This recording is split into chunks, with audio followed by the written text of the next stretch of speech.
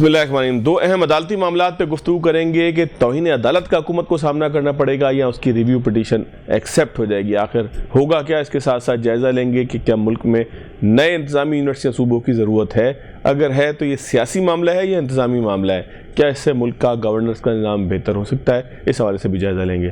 میرے ساتھ موجود ہیں بیرسٹر سعد رسول صاحب، ماہر قانون دان ہیں۔ بیرسٹر صاحب بہت شکریہ آپ کے وقت کا، ساتھ میں جوائن کیا راجہ خالد صاحب نے اسلام آباد سے۔ راجہ صاحب آپ کا بھی شکریہ۔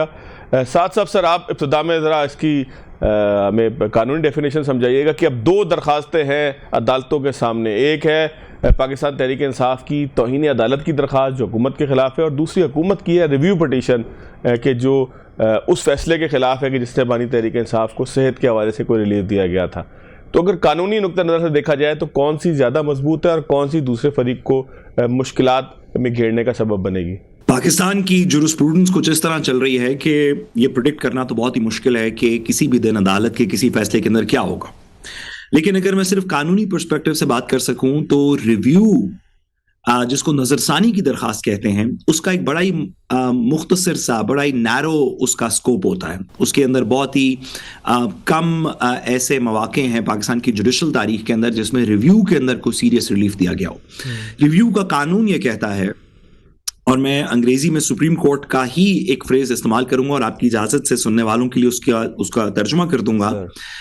قانون یہ کہتا ہے، سپریم کورٹ یہ کہتی ہے کہ جب کوئی when there is an error floating on the surface of the record، یعنی کہ صفحہ مثل پہ کوئی بظاہر صرف دیکھنے سے غلطی نظر آ رہی ہو کہ عدالت اپنے فیصلے میں 2+2=5 لکھ دے کسی وجہ سے غلطی سے، تو اس طرح کی چیزوں کو ریویو اپلیکیشن کے اندر کہا جا سکتا ہے کہ سر یہ آپ سے تھوڑی سی غلطی ہو گئی اور یہ نظر ثانی اس پہ کریں اور یہ 2+2 واپس 4 کر دیں، 5 نہیں بنتا۔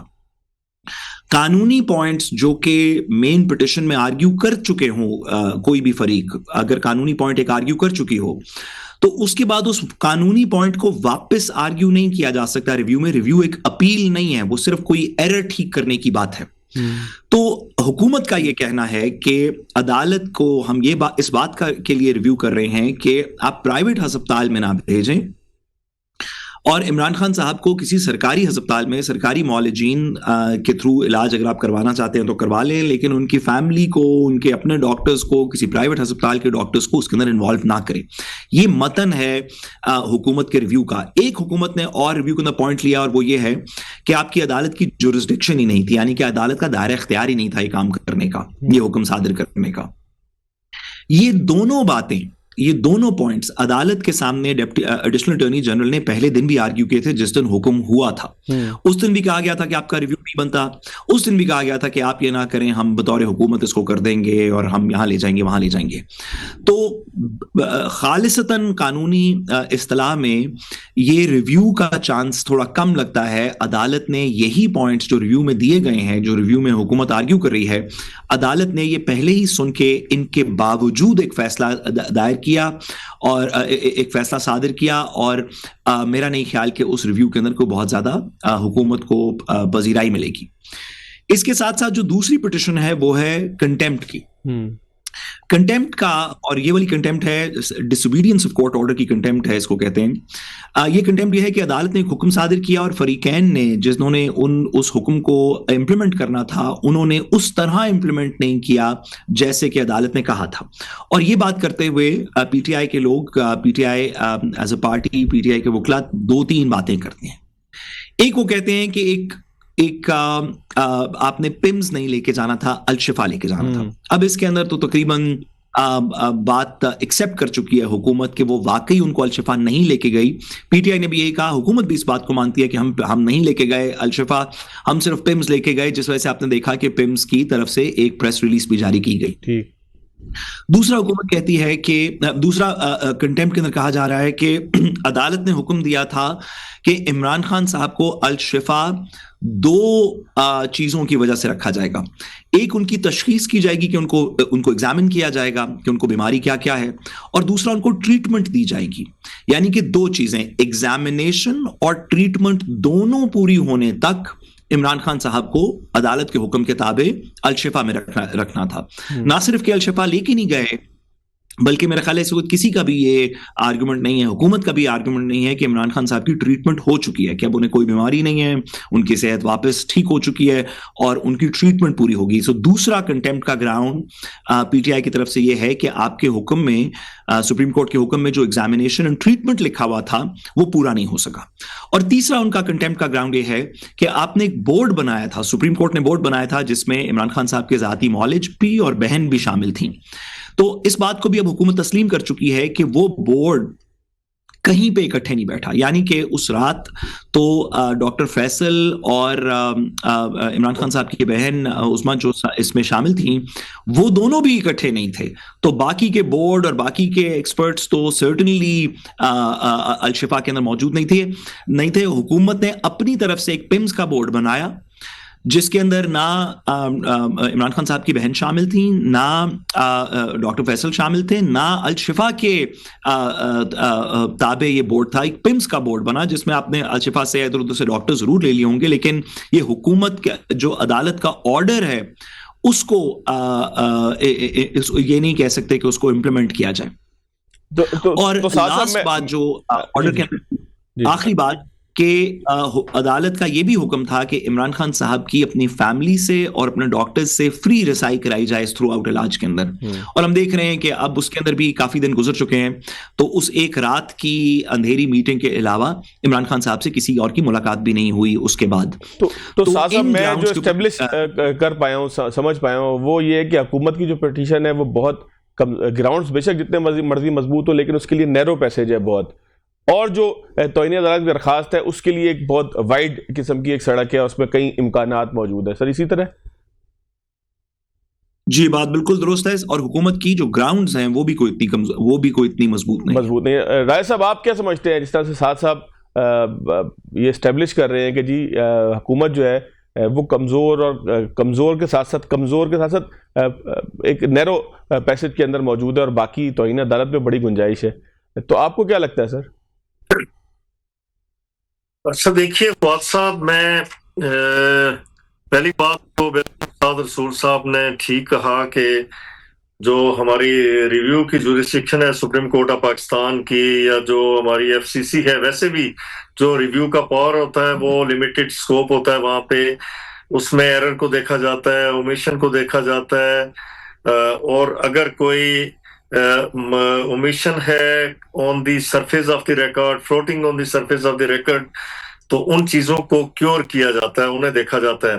لیکن اب کچھ عرصے سے, جیسے انہوں نے بالکل ٹھیک کہا کہ جورسپروڈنس کافی حد تک تبدیل ہو گئی.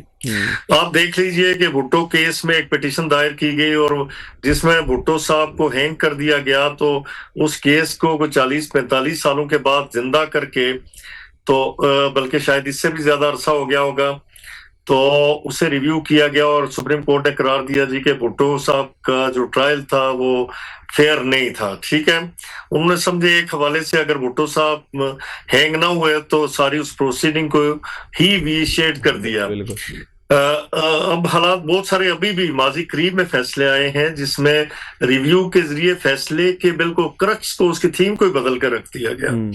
تو اس کا اب میرے خیال میں نیرو سکوپ نہیں رہا, اس کے سکوپ کو کافی حد تک وائڈن کر دیا گیا ہے. اب جو اس میں امپورٹنٹ بات ہے اس کیس کے حوالے سے, میں سمجھتا ہوں, میں آپ کے چینل پہ پہلے بھی اپنا ویوز ایکسپریس کر چکا ہوں کہ اس میں کچھ فلاز تھے. پہلی بات تو یہ ہے کہ ہمارے جو پریزنر رولز ہیں, پریزنرز ایکٹ ہے 1978 کا, وہ ایک میکنزم پرووائڈ کرتا ہے کہ آپ نے کسی کانوکٹ کو, کسی قیدی کو, کسی پریزنر کو یا کسی انڈر ٹرائل پریزنر کو کیسے کسی ہاسپٹل میں شفٹ کرنا ہے other than the hospital located in the jail premises. تو ہوتا یہ ہے کہ اگر جیل اتھارٹیز یا وہاں پہ میڈیکل بورڈ کنسٹیٹیوٹ ہو کے وہ یہ رائے دیتے ہیں کہ اس مریض کا یا اس جو کنوکٹ ہے, اس قیدی کا یہاں پہ علاج ممکن نہیں ہے, اس کی کوئی سرجری ہونی ہے, اس کی کوئی اسپیشل یا اسپیسیفائڈ ٹریٹمنٹ ہونی ہے, تو پھر وہ رائے صاحب کورٹ کے پاس ریلیف کو موڈیفائی کرنے کا کوئی اختیار ہے اس طرح کا کہ اگر پریزن رول کے اندر موڈیفائی وہ کر سکے کسی چیز کو؟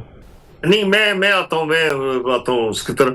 اس میں دیکھیے میں آپ کے سوال کا پہلے ہی جواب دے دوں کہ اسپیسیفکلی مینشن نہیں ہے کہ سرکاری ہاسپٹل میں لے جایا جائے گا، لیکن یہ اگر آپ پرائیویٹ ہاسپٹلز میں اس طرح سے کورٹس آرڈر کرنے لگیں گی تو پھر آپ دیکھیے کہ جو آرٹیکل 25 ہے کانسٹیٹیوشن آف پاکستان کا، جو ایکویلٹی کا اظہار کرتا ہے، every citizen is equal in the eyes of law, تو وہ ایکولیٹی کا جو تصور ہے وہ منہدم ہو جاتا ہے.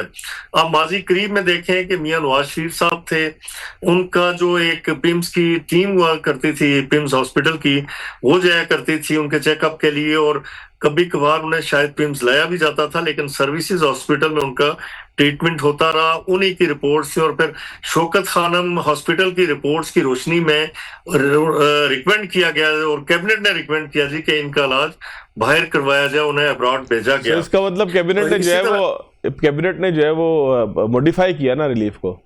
جی موڈیفائی کیا اس ریلیف. اسی طرح یوسف رضا گیلانی تھے، اسی طرح آصف علی زرداری صاحب کو ہم نے خود دیکھا کہ ان کا ٹریٹمنٹ یہاں پہ پیمز میں ہوتا رہا.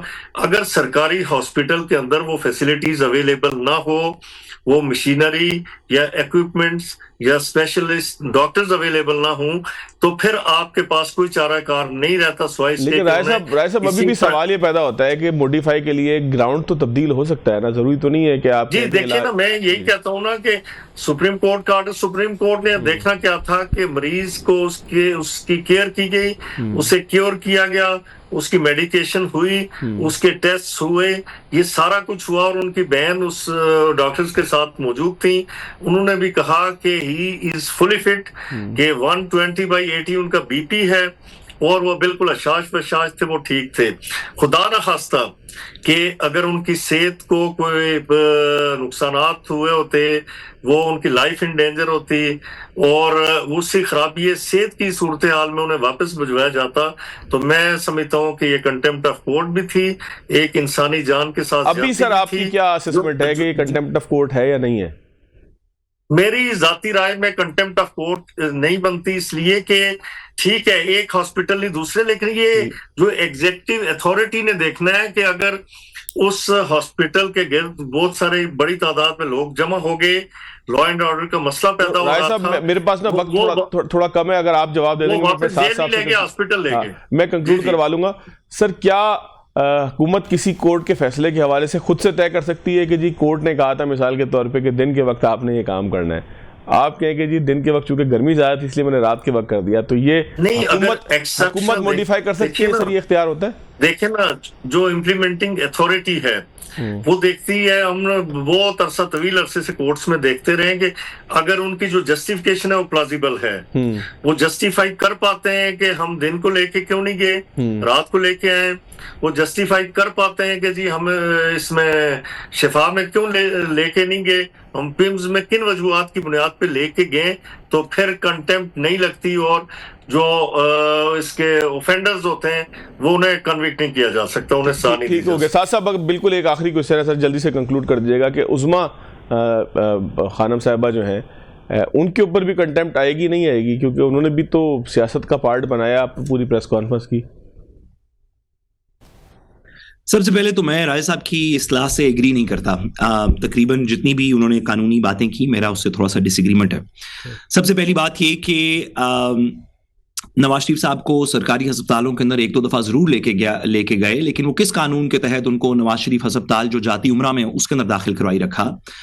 یہ ایک نہیں، دو نہیں، کم از کم 10,000 اس کے اندر ہمارے پاس ایگزامپلز ہیں جہاں پہ انڈر ٹرائل پرزنرز کو، کنوکٹڈ پرزنرز کو آپ پرائیویٹ ہاسپٹلز میں ان کے سر ثاقب نثار صاحب نے چھاپا مارا تھا یہاں پہ ضیاء الدین ہاسپٹل کراچی میں. نہ صرف یہ بلکہ جب وہ پمس کے اندر بھی جا رہے تھے تو ان کے ذاتی معالج ان کے ساتھ جا رہے تھے. وہ تو جو ہسپتال، وہ جو جہاز تک ان کے ساتھ تھے، آج بھی ان کے ساتھ ہیں، ان کے ذاتی معالج پمس میں بھی ان کے ساتھ جا رہے تھے.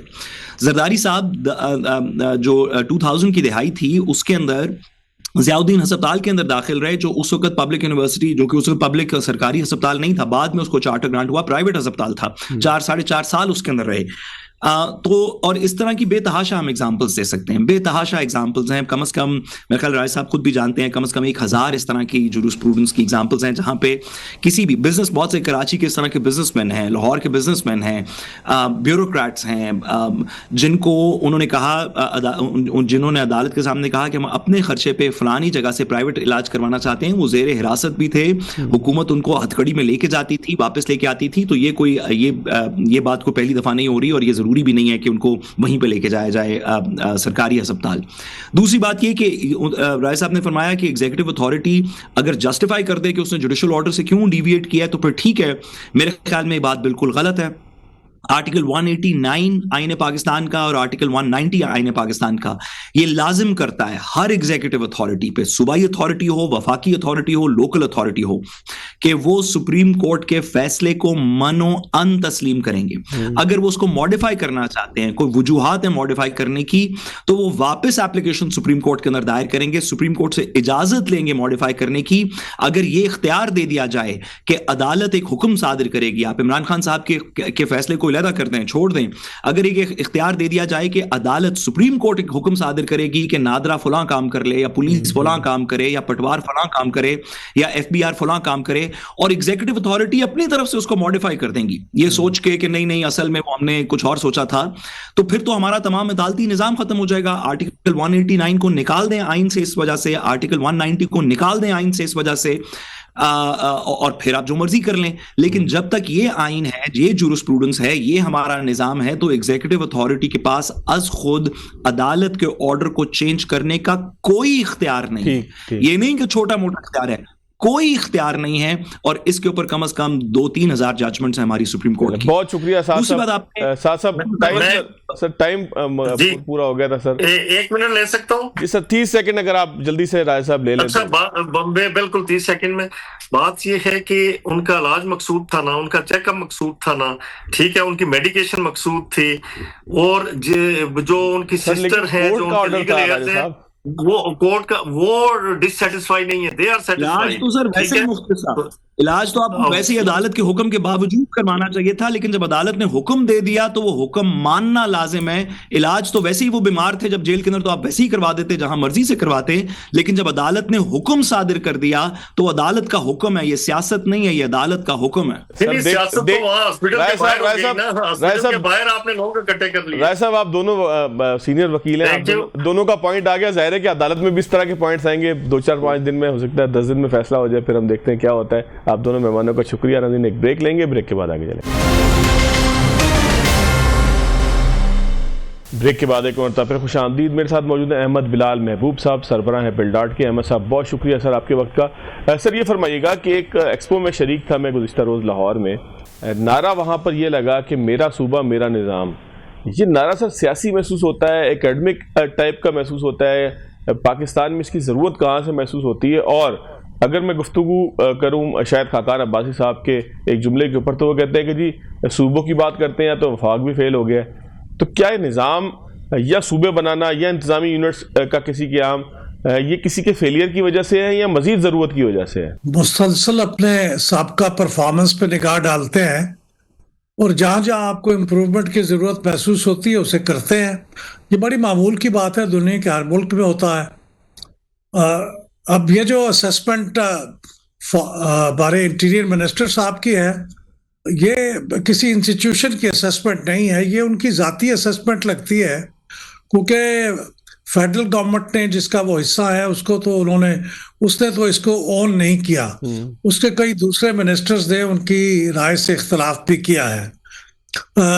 لہٰذا میں یہ نہیں کہہ سکتا کہ یہ لازماً کسی فیلیور کا نتیجہ ہے, لیکن یہ بہت ہیلدی بات ہے کہ آپ رک کے ہر کچھ عرصے کے بعد, مثال کے طور سے اب 18th کانسٹیٹیوشنل امینڈمنٹ ہوئی تھی تقریباً 16 سال پہلے, تو یہ رک کے دیکھنے میں کوئی حرج نہیں ہے کہ اس 16 سال میں اس کانسٹیٹیوشنل امینڈمنٹ کا کیا فائدہ ہوا, کہاں فائدہ نہیں ہوا, اور کہاں میں مزید کچھ امپروومنٹ کی ضرورت ہے. اور اگر اس نتیجے پہ پہنچنے کے بعد آپ یہ محسوس کرتے ہیں, مثلا میں ذاتی طور پہ محسوس کرتا ہوں کہ جو آرٹیکل 140A انٹروڈیوس کیا گیا تھا اس کی منشا تو پوری نہیں ہوئی. صوبوں نے ایڈمنسٹریٹو، فائنینشیل اور پولیٹیکل پاورز کو ڈیوالو نہیں کیا لوکل گورنمنٹ پہ، تو پروونشل گورنمنٹس اس کے اوپر خود سے اپنے ہاتھ پہ لے کے بیٹھی رہیں. تو اس لیے میرا خیال یہ ہے کہ اس کو امپروو کرنے کے لیے کوئی ری تھنکنگ کی ضرورت ہے، اور میری رائے میں آرٹیکل 140A کو مزید ایکسپینڈ کر کے پوری ڈیٹیلز دینی چاہیے، جس طرح ہم نے پروونشل گورنمنٹ کی دی ہوئی ہیں اور جس طرح ہم نے فیڈرل گورنمنٹ کی دی ہوئی ہیں. لہٰذا اگر ایڈمنسٹریٹو یونٹس بنانا ہے تو وہ تو کوئی بھی صوبائی حکومت اپنے ایڈمنسٹریٹو ایکشن سے ایک ایگزیکٹو آرڈر سے بنا سکتی ہے. نئے ڈویژن، نئے ڈسٹرکٹ، نئی تحصیلیں جو وہ بناتی رہتی ہے. ابھی حال ہی میں پنجاب میں 4 نئے ڈسٹرکٹ انٹروڈیوس ہوئے ہیں، 39 کے بجائے وہ 43 ہو گئے ہیں. لیکن یہ جو بات ہو رہی ہے وہ اگر صوبوں کی ہے تو اس کے لیے پھر کانسٹیٹیوشنل سسٹم جو ہے وہ ذرا کمپلیکیٹڈ ہے، اور میرے خیال میں اس کی شاید ضرورت بھی نہیں ہے. لیکن اس کے اوپر ڈیبیٹ ہونی چاہیے، گفتگو ہونی چاہیے. ہو سکتا ہے جو لوگ یہ کہتے ہوں کہ صوبوں کی ضرورت ہے وہ صحیح کہتے ہوں، تو اس کے اوپر ڈیبیٹ ہوگی تو ہم بھی ذرا مستفید ہوں گے، اور کسی اپنی رائے کو ضروری ہوگا تو اس پہ ترمیم کر لیں گے.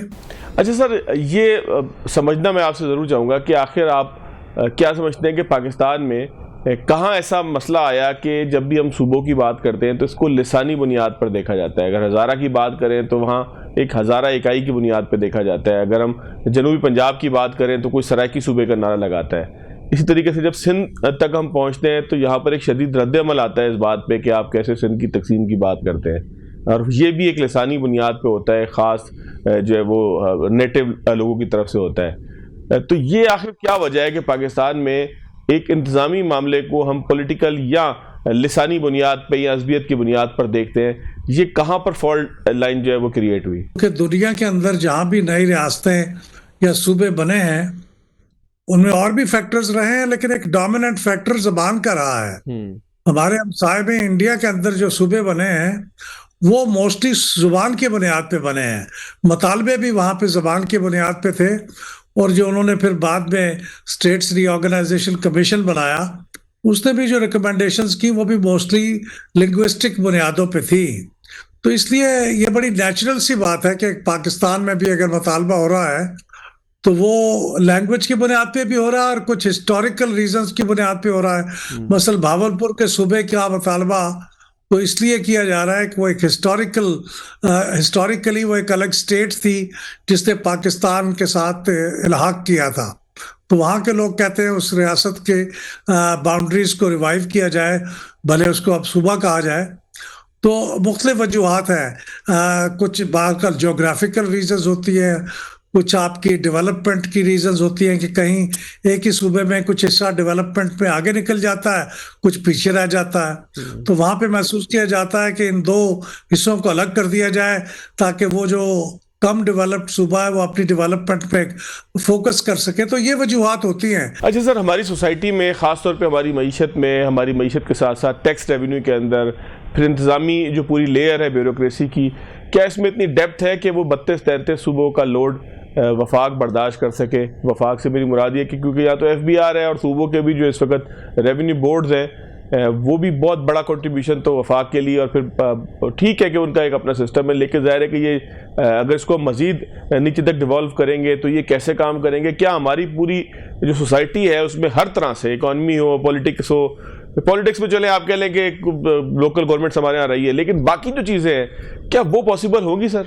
اگر آپ کوئی ایک آدھ صوبہ نیا کریٹ کر رہے ہوں تو اس کو تو شاید آپ کسی حد تک ابزارب کر لیں، لیکن اگر آپ ہول سیل ری آرگنائزیشن کی بات کر رہے ہیں، یعنی 12 صوبے یا 32 صوبے یہ کریٹ کرنے کی بات کر رہے ہیں، تو اس سے تو بہت بڑی ڈسرپشن ہوگی ہمارے پورے نظام کے اندر، پولیٹیکل نظام کے اندر، ہمارے مالیاتی نظام کے اندر اور ہمارے ایڈمنسٹریٹو نظام کے اندر. ابھی 2 دن پہلے ڈاکٹر عشرت حسین صاحب نے ایک آرٹیکل لکھا ہے. انہوں نے 1 یونٹ کی مثال دی ہے کہ جب 1 یونٹ کو توڑا گیا تھا اور صوبے ریسٹور کیے گئے تھے 1969-1970 میں، تو عشرت حسین صاحب اس کمیٹی کے ممبر تھے جنہوں نے اس ری آرگنائزیشن کو کی تفصیلات طے کی تھی. تو وہ یہ بتاتے ہیں کہ اس میں ہمیں 10 سال لگ گئے، بلکہ 10 سے بھی زیادہ سال لگ گئے اس کی تفصیلات کو ایبزارب کرتے ہوئے، اور اس کے اوپر یہ دیکھتے ہوئے کہ اس کے اوپر کبھی پھر عدالتوں میں معاملے چلے جاتے تھے، کبھی صوبوں میں ڈسپیوٹ ہو جاتا تھا کہ یہ چیز ہمارے یہاں نہیں چاہیے، امپلائیز کو ڈسٹریبیوٹ کرنا ہے، ایسٹس کو ڈسٹریبیوٹ کرنا ہے. تو میرے خیال میں یہ بہت ہی کمپلیکیٹڈ چیز ہوگی، اور ہمیں اس کو بالکل ایسے ہتھیلی پہ سرسوں جمانے کی کوشش نہیں کرنی چاہیے. اچھا سر، ہم ایک طرف بات کریں ڈیولپمنٹ کی، میں ڈیولپمنٹ کی فگرز دوں، میں بتاؤں کہ میرے بچے کتنے اسکول سے باہر ہیں، میں مال نیوٹریشن کی بات کروں، اور جو میرے مسائل ہیں پانی کا، بجلی کا، گیس کا، کھمبوں کا، لائٹ کا، جو بھی میرے مسائل ہیں، سیوک مسائل ہوں یا میرے جو مختلف طرح کے مسائل ہوں، میں ان سب کا تذکرہ کر کے یہ سمجھانے کی کوشش کروں کہ جی اس کا حل چھوٹے انتظامی یونٹ سے ہے، کیونکہ بڑا جو صوبہ ہے وہ کنٹرول نہیں کر پا رہا ہے ان تمام چیزوں کو. تو یہ مثال آپس میں میل کھاتی ہے، یا یہ بھی آپ کا جواب اسی طریقے سے ہوگا کہ ایک سیاسی مسئلہ ہے، اس کو اس طریقے سے نہ پڑھا جائے؟ یہ جو سارے مسائل بیان کرتے ہیں لوگ، یہ تو مسائل تو ٹھیک ہیں، یعنی مرض کی تشخیص تو ٹھیک کی ہے انہوں نے، لیکن اس کے لیے جو دوا تجویز کر رہے ہیں وہ ٹھیک نہیں ہے. یہ تو گورننس کے مسائل ہیں، کچھ کا تعلق وفاق سے ہے اور کچھ کا تعلق صوبوں سے ہے. تو یہ زیادہ صوبے بن جانے سے یہ مسئلے حل نہیں ہوں گے خود بخود سے. اس کے کچھ اور وجوہات ہیں. کرپشن ایک بہت بڑی وجہ ہے، اور کرپشن کو ہم موسٹلی وفاق کے دائرے میں لاتے ہیں نیب کے ذریعے سے. تو اس کی تفصیلات پہ میں نہیں جاتا، لیکن میرا کہنا یہ ہے کہ نئے صوبے بنانے سے یہ مسئلے حل نہیں ہوں گے. ہو سکتا ہے یہ مسئلے مزید گمبھیر ہو جائیں اور کوئی نئے مسئلے بھی کھڑے ہو جائیں. جیسے میں نے عرض کیا کہ آپ نے پانی کی ڈسٹریبیوشن کی ہوئی ہے دریائے سندھ کی 4 صوبوں کے اندر، یہ بڑی مشکل سے ہوئی تھی، یہ آسانی سے اتفاق رائے نہیں ہوا تھا. اور اگر آپ مزید صوبے تقسیم کریں گے تو پھر ان کے اندر بھی تقسیم ہوگی. اسی طرح نیشنل فائنانس کمیشن کا ایوارڈ ہے، وہ بھی بڑی مشکل سے ہو پاتا ہے، یعنی 5 سال میں ہونا چاہیے، لیکن لاسٹ جو ہوا تھا 2017 میں ہوا تھا. تو آپ دیکھ لیں کہ 2010-11 میں ہوا تھا، تو ابھی تک نیا نہیں آیا 7th نیشنل فائنانس کمیشن کے بعد کوئی بھی نیشنل. تو یہ کمپلیکیٹڈ چیزیں ہیں، یہ اور بھی کمپلیکیٹ ہو جائیں گی. تو اس پہ پورا غور کرنا چاہیے. غور کرنے کے لیے میری رائے میں تو یہ ہے کہ ایک کمیشن بنائیں اور اس کو کام کرنے دیں، یہ ساری باتیں اس کو کہیں کہ ہمیں ریکمنڈیشن دے، اور پھر اسمبلی کے اندر، پارلیمنٹ کے اندر اس پہ بحث ہو. اچھا سر، یہ سوال بالکل آخر میں نے آپ سے کرنا ہے، میں چھوڑ جاتا ہوں آپ کے ساتھ اگر آپ ایک ساتھ جواب دے دیں، کیونکہ یہ آخری سوال ہی ہے میرا، کہ اس کا طریقہ کار کیا ہوگا اگر یہ طے پا جائے؟ تو کیا کوئی ریفرینڈم جو ہے وہ آئین کے اندر اس کی گنجائش ہے؟ کیا گنجائش آئین میں کہ نئے صوبوں کو کیسے بنایا جائے گا اگر بنانے کی ضرورت ہو؟ اور پھر پنجاب اسمبلی کی جو 2012 کی قرارداد ہے، کیا وہ ہمیشہ ان فیلڈ رہے گی، ویلڈ رہے گی؟ یہ سر ضرور آخر میں بتائیے گا. لیکن یہ جو مسائل جس کا تذکرہ ہم نے کیا، یہ سر کیا ہماری پولیٹیکل ول نہ ہونے کی وجہ سے یہ پیدا ہوئے کہ جب ہم نے بلدیاتی انتخابات نہیں کروائے، اور بلدیاتی انتخابات اگر کروائے تو کوئی SLGA 2013 کے تحت ہوئے صوبہ سندھ کے اندر، لیکن اس کے اوپر طویل عرصہ تک احتجاج بھی ہوتا رہا، پھر بھی وہاں سے کچھ نہیں نکلا، پھر بھی ویسے ہی ملتا جلتا نظام آ گیا. پھر کورٹس کے حکم کے باوجود ہم بلدیاتی انتخابات نہیں کراتے رہے. PFC کمیشن تو قائم کرنے کی ہماری خواہش ہوتی ہے کہ بالکل ہی کوئی ایسا کام نہ کیا جائے. تو کیا یہ کام نہ کرنا اس جو ہے وہ نعرے کا عنوان بنا کے جی نئے صوبے بنا دیے جائے کیونکہ آپ لوگ تو بلدیاتی انتخابات نہیں کرواتے، یہ بھی فرما دیجیے گا، اور سر اس کا طریقہ کار بھی فرما دیجیے گا. پہلے میں طریقہ کار کی بات کرتا ہوں کہ وہ تو بہت مشکل ہے جو آئین میں لکھا ہوا ہے. آئین میں تو یہ لکھا ہوا ہے کہ صوبائی اسمبلیاں کنسرنڈ وہ 2/3 میجورٹی سے ایک ریزولوشن پاس کریں، 2/3 میجورٹی سے، اور پھر اس کے بعد یہ معاملہ پارلیمنٹ کے سامنے آئے اور پارلیمنٹ کے دونوں ایوان 2/3 میجورٹی سے اس کو پاس کریں، تو پھر یہ صوبوں کی حدود میں تبدیلی ہو سکتی ہے. یہ تو آئین میں یہ لکھا ہوا ہے، جو بہت ہی مشکل کام ہے اور جو آسانی سے ہونے والا نہیں ہے جب تک کہ کمپلیٹ یونانیمٹی آف ویوز یعنی اتفاق رائے نہ ہو. تو اس لیے طریقہ کار تو یہی ہے اور اگر آپ نے آئین کے مطابق کرنا ہے تو اس کے علاوہ کوئی اور راستہ نہیں ہے اتفاق کے رائے پیدا کرنے کے۔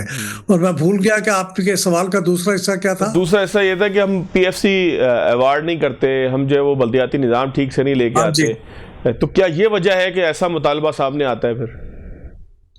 نہیں، اگر یہ وجہ ہے تو پھر اس کا حل تو یہ ہے کہ آپ کانسٹیٹیوشن کے اندر ترمیم کر کے صوبوں کو باؤنڈ کریں کہ وہ مقامی حکومتوں کا ایک نظام اس آئین میں آئین کے تحت، یعنی جو ترمیم شدہ آئین ہوگا اس کے تحت چلائیں۔